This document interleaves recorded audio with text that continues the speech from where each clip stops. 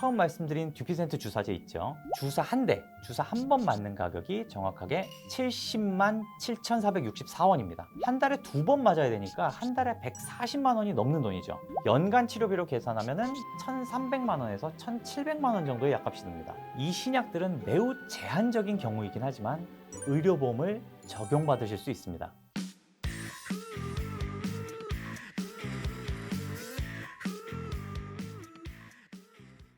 영등포 한 곳에서 60여 년간 800만 명 이상의 환자를 진료하고 있는 피부과 전문의 김신아입니다. 중증 아토피로 인해 고통을 겪고 계시는 분들이 정말 많습니다. 일반적인 아토피와는 다르게 중증 아토피는 심할 경우 불안이나 우울증과 같은 심리적인 부분까지 망가뜨릴 수가 있기 때문인데요. 또한 중증 아토피는 일반적인 아토피와 다르게 특수한 치료와 신약 치료를 꾸준히 받아야 합니다. 여기에 사용되는 신약 처방만 해도 거의 심할 경우에는 한 달 약값만 해도 거의 200만 원 이상 됩니다. 건강보험을 적용받는 경우에도 그냥 되는 게 아니라 건강보험공단의 중증 환자 등록을 거쳐서 산정통의 심사를 통과해야 적용을 받으실 수가 있고요. 환자분들은 아토피로 인한 극심한 증상과 함께 감당하기 힘들 정도의 비싼 약값으로 더 큰 고통을 안고 계십니다. 이번 영상을 통해 중증 아토피를 치료할 수 있는 최신 치료 방법은 현재 어디까지 와 있는지, 신약의 효과와 비용적인 부분 등에 대해서 종합적으로 말씀드리겠습니다. 이번 영상이 아토피를 앓고 계시는 모든 분들에게 꼭 도움이 되길 피부과 전문의로서 진심으로 바랍니다.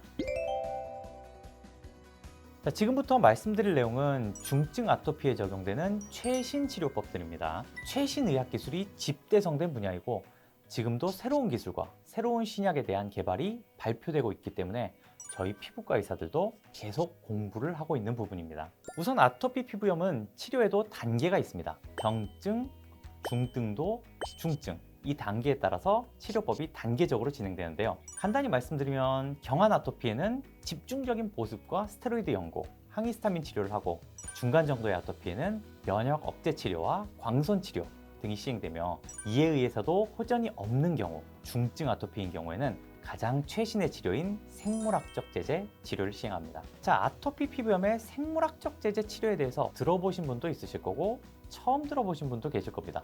생물학적 제제라니 이름도 정말 생소하죠. 자, 생물학적 제제의 컨셉은 이렇습니다. 아토피는 여러 가지 자극을 흡수해서 우리 피부에 염증을 일으킵니다.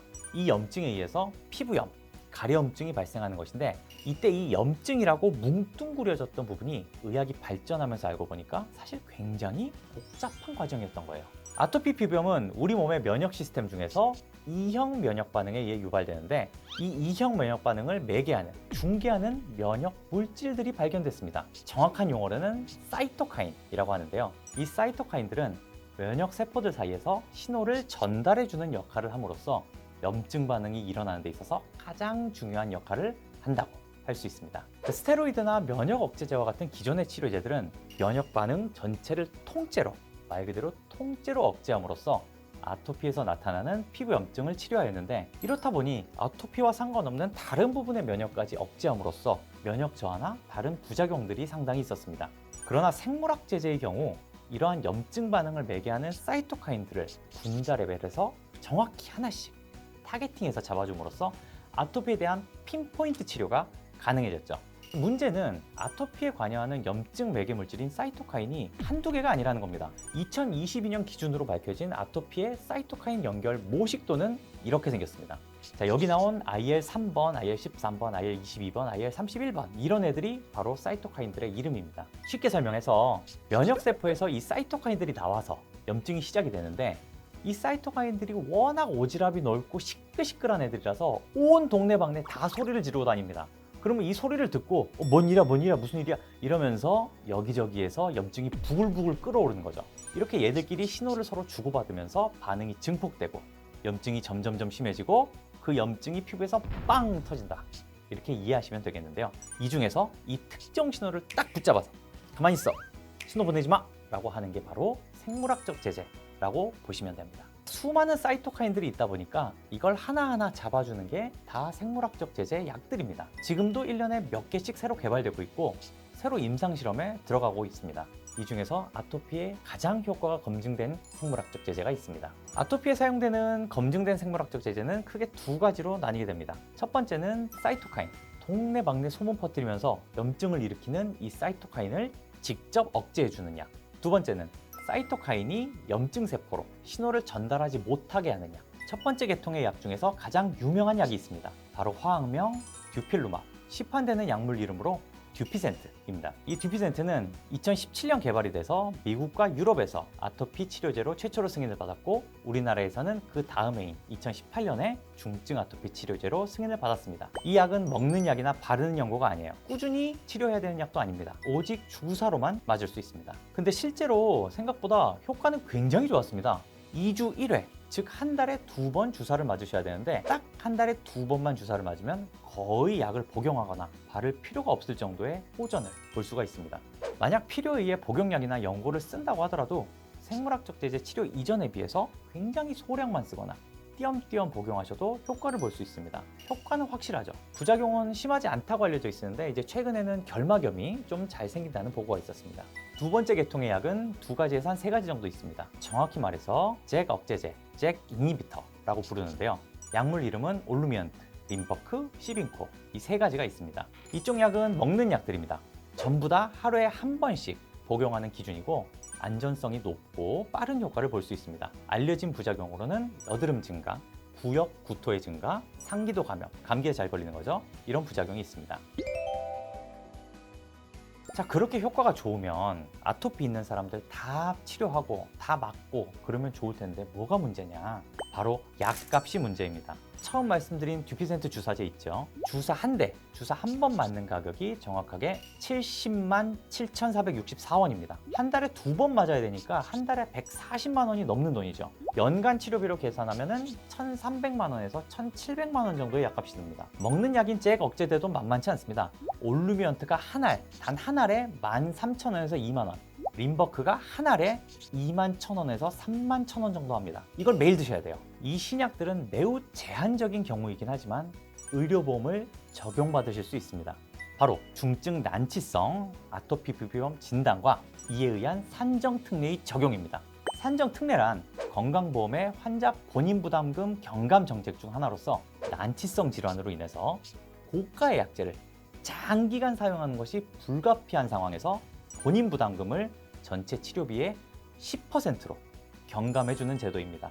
하지만 일반 아토피에는 적용되지 않으며 중증 아토피에만 적용되기 때문에 보험공단의 기준이 다소 까다롭습니다. 18세 이상의 3년 이상 증상이 지속되는 만성 중증 아토피 피부염 환자를 대상으로 시행되고, 이에 대한 치료 기록이 증빙되어야 됩니다. 이 치료 기록 중 4주 이상의 스테로이드 연고나 면역 억제 연고를 사용하였고, 이후에도 호전이 없어서 전신 면역 억제 치료, 약으로 따지자면 사이클로스포린이나 MTX와 같은 전신 면역 억제 치료를 3개월 이상 해야 하며, 그럼에도 불구하고 이지 점수상 50% 이상의 호전이 없거나 부작용으로 치료가 어려운 사실이 증빙되어야 합니다. 산정특례 등록일 기준으로 이전 6개월 이내에 이 3개월 이상 치료한 과거력이 또 포함되어야 되고요. 그리고 마지막으로 면역 억제 치료를 함에도 호전이 없는 그 상태에서 이지 점수가 23점 이상의 중증을 보여야 합니다. 자, 굉장히 까다로운 조건이죠. 그러니까 중요한 개념은 이렇습니다. 현재 건강보험이 적용되는 일반적인 아토피 피부염에 대한 모든 치료를 환자가 열심히 다 받고 꾸준히 치료를 함에도 불구하고 기존의 치료로는 더 이상 가망이 없을 때, 이때 산정특례가 적용이 돼서 아토피의 최신 치료를 보험 적용받게 됩니다. 그리고 아쉽게도 여기서 끝이 아닙니다. 보험 적용을 받아도 치료 시작 후 16주째에 다시 전체 평가를 해서 이지 점수가 75% 이상 감소한 경우에만 추가로 6개월간을 보험 적용을 해줍니다. 이 과정은 굉장히 복잡하고 또 질환에 대한 전문적인 평가가 객관적으로 이루어져야 되기 때문에 환자 개인이 진행하기란 힘든 경우가 많습니다. 따라서 중증 아토피로 고생하시는 분들 경우 자신이 치료받는 피부과 의사에게 직접 문의하셔서 해당 치료 여부를 판정하고 도움을 받으시길 바랍니다. 마지막 당부의 말씀은 간혹 이제 환자분들께서 오해하시는 경우가 있어서 이거 말씀드리려고 합니다. 그럼 신약 주사 맞으면 이제 아토피 낫는 거냐? 이제 깨끗하게 낫는 거냐? 이렇게 많이들 여쭤보시는데, 아쉽게도 이걸 맞으면 아토피가 없어지는 건 아닙니다. 아토피를 더 잘 조절해주고 기존의 치료에 호전이 없던 정말 심한 아토피 환자들을 도와드릴 수 있는 새로운 방법이 생긴 거지, 아토피를 완치시켜주는 약은 아닙니다. 이전부터 꾸준히 하던 치료 방법이 스테로이드 연고, 항히스타민 같은 거에서 새로운 생물학적 제재로 바꿔서 치료한다는 점 꼭 기억해 주십시오. 진짜 마지막으로 새로운 소식 전해드리고 마치겠습니다. 이건 좋은 소식이에요. 산정특례 기준상 현재까지 중증 아토피 치료제는 18살 이상, 그러니까 성인을 대상으로만 지금까지 보험이 됐었는데요. 2023년 3월 27일부로 보건복지부에서 중증 아토피 치료약제의 대상을 성인에서 만 6살 이상의 소아와 청소년까지 포함시키게 확대 적용한다고 발표했습니다. 올해 4월 1일부터 바로 시행하고 있으니 이제 소아와 청소년 중증 아토피 환자분들께도 이 정보를 듣고 꼭 치료에 도움이 되셨으면 좋겠습니다. 지금까지 피부과 전문의 김신환이었습니다. 감사합니다.